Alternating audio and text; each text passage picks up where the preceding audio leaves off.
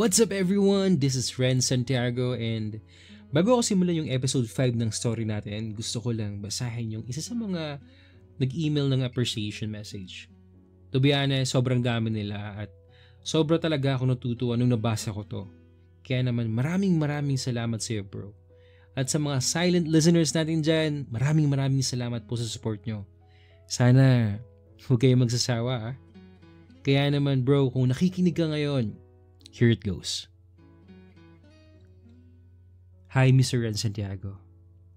I am writing this to express my profoundest gratitude towards your craft. I really appreciate how you spend time recording these beautiful stories and pouring your heart into it. It is such a great blessing for me, and I know to many as well. I am a fan. And I don't know if you believe it or not, in just 2 days, I finished all their podcasts in Spotify. Listening to those stories brought different emotions. I cried, I laughed, I was inspired. I had so much hopes. On the other hand, I was hurt. And I had regrets as I relate myself to all the stories I have heard. I hope I can find my own Kuya Carlos, or at least once in this lifetime I can meet someone like Luke who did not stop loving Zion, and vice versa. Or someone I can own and say, ako'y sayo at ikayakin lamang, like Luke and Ben. Or even got to be chosen by someone like the story of Ali and David. Ali chose the person who makes him happy. Sana all pinipili, no? I have high hopes as well that the person out there will make me believe that love is real. That there's a prince set and prepared for me, like Drew had experience with Seth. I super admire your voice, by the way. You make me feel naughty with Carpintero, The Game of Lust, Bilugang Mundo at iba pa. Please upload new podcast. Gusto ko na ulit makinig. Maraming salamat sa'yo. Take care always. Louie.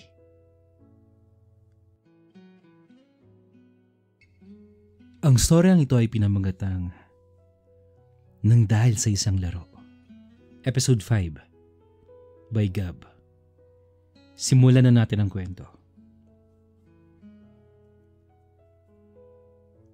Isang araw, bago nakaset na yung pagpunta sa theme park ay napagkasundoan namin ni Hiro na puntahan niya ako sa may apartment para naman magkaalaman na kung sino yung aatras. Sabado yun ng tanghali at hindi ako mapakali habang inaantay ang kanyang pagdating. Maya-maya pa, may nag-doorbell. Si Hiro na nga yung dumating. Nagkatinginan lang kami at tahimik siyang nakaupo sa kama ko. Kaya naman, binasag ko yung katahimikan at bigla ako nagtanong. Ano Hiro? Aatras ka na ba? Sabi ko sa kanya noon. Pero wala siyang sagot. Nakatitig lang siya sa akin. At hindi ko namalayan na dumikit na yung mga labi niya sa labi ko. Nung una, parang ayoko. Dahil alam kong mali. Subalit, mapusok siya. At mas mariin na halik pa ang ginawa niya sa akin. Hindi ko na nagawang pigilin pa ang aking damdamin nung mga oras na yon. Kaya naman, unti-unti na ako nadadrang sa apoy. Dala sa tawag ng laman. At dahil wala pa nga siyang karanasan ay ako ang nagturo sa kanya kung paano gagawin ang pagniniig. Ang sabi ko sa kanya ay, Hiro, kung ano yung mga gagawin ko sa'yo, dapat hindi yung mga gagawin mo sa akin, ha? Ginawa ko sa kanya yung mga eksena na nakita ko sa M2M porn sites. Hinalikan ko siya sa leeg, sa batok, pababa sa kanyang dibdib. Ang mga susunod na palabas ay rated SPG. Striktong patnubay ng magulang ang kailangan. Pero seryoso guys, hanggang dito lang yung kaya kong inarate kasi baka mapagalitan na naman tayo ni YouTube, no? Kaya pasensya na guys ha. Balik tayo sa kwento. Hanggang sa meron nang nangyari sa amin ni Hiro. Pagkatapos nun, humiga kami ng hubot-hubad sa aking kama. Hanggang sa makatulog kami. Mga alas 4 ng hapon nang nagising ako. At nung mahimasmasan ay, kinausap ko si Hiro para humingi ng pasensya dahil sa mga nangyari. Dahil alam kong mali ito. At natatakot ako na baka makapekto to sa kanyang pagkatao.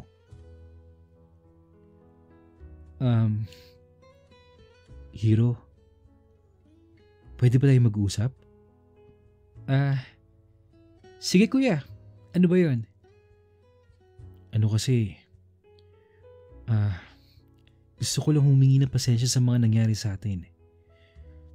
Hindi ko dapat ginawa yun. Maling-mali yun.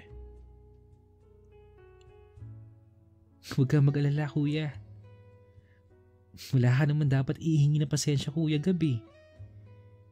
Kasi ginusto ko din yun. At sa katunayan, gusto ko ulit mangyari yun. At dahil walang umatras sa hamunan namin ay kanya-kanya kami nagbayad sa entrance fee. Tapos lunch. Kinabukasan, nung nagtungo kami sa theme park, sa unang sakay namin sa roller coaster medyo takot kami parehas. Subalit, sa mga sumunod na, okay lang pala. At masaya. Sigaw kami ng sigaw habang paikot-ikot at pakurba-kurbada ang takbo ng roller coaster. Sobrang saya ng araw na yun. At hanggang ngayon, naaalala ko pa rin nang dahil sa hamunan namin ni Hiro ay naranasan ko ang kakaibang ligaya na kailanman hindi ko malilimutan. Tuwing weekend, pinupuntahan ako ni Hiro sa apartment ko dahil kapwa namin hinahanap-hanap yung kaligayang dulot ng aming laro. Hanggang sa unti-unti na namin nagawa yung injection part sa tulong ng lubricant na nabili ko online.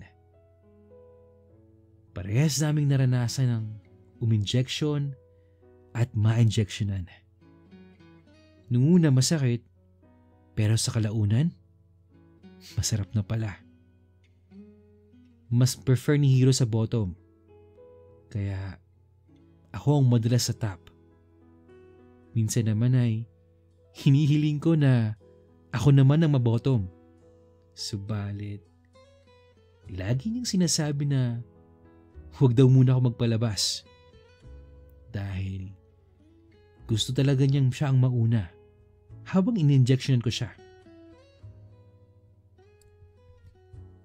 Minsan, nung pauwi ako nang galing sa Japanese class ay sinabi ni Hiro na ahangkas daw siya sa bisikleta ko at ihatid siya sa malapit na train station.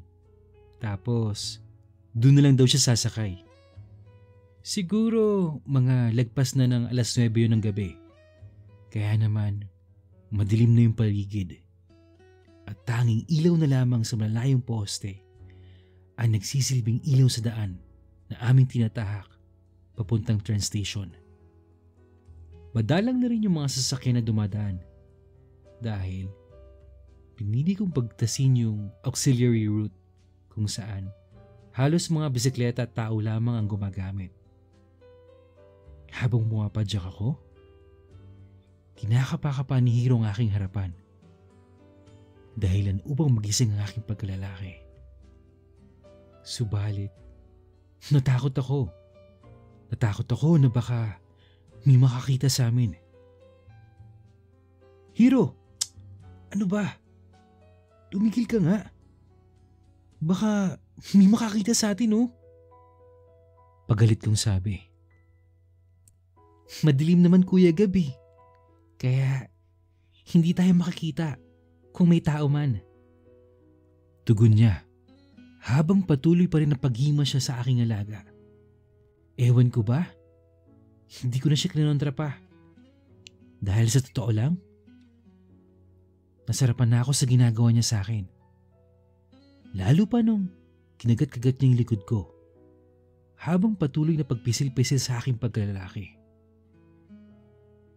Nung maramdaman niya na nabubuhay na ito ay ipinasok niya ang kanyang kamay sa aking brief.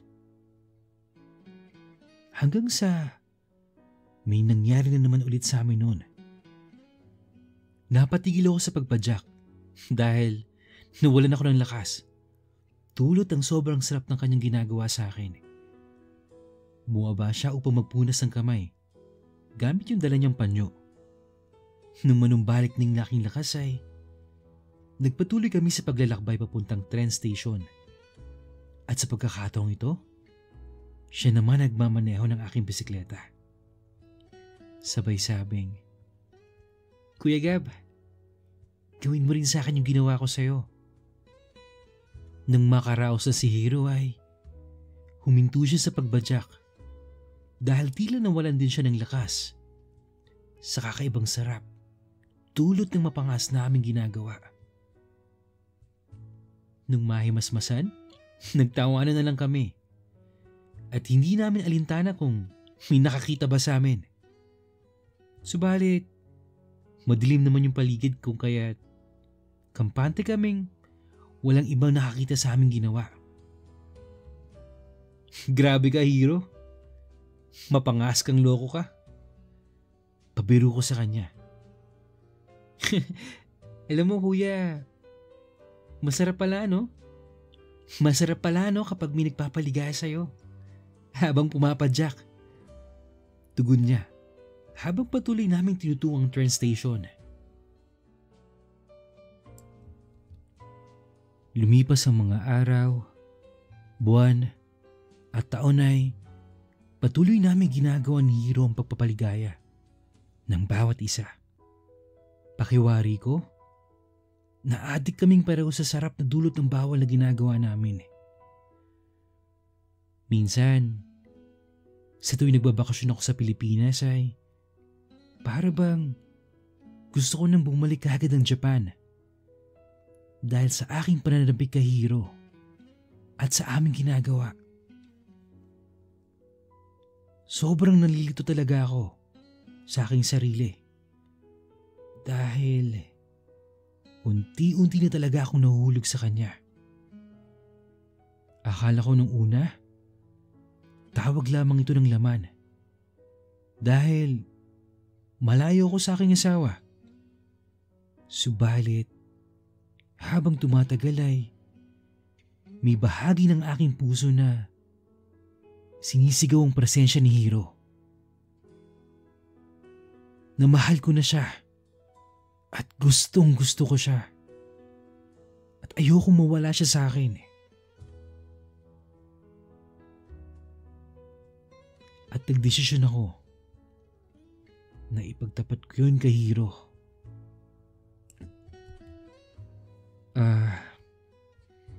Hiro, meron akong ipagtatapat sa'yo.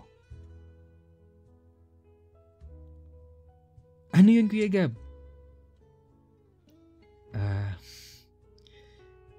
Hindi ko alam, Hiro, pero parang napapamahal ka na sa akin. Alam kong malayo yung agwat ng edad natin.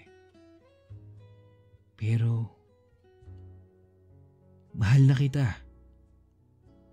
Parang kulang yung linggo ko kung hindi kita makakasama, hindi kita makikita, at hindi kita mayayakap. Sabi ko kay Hiro noon.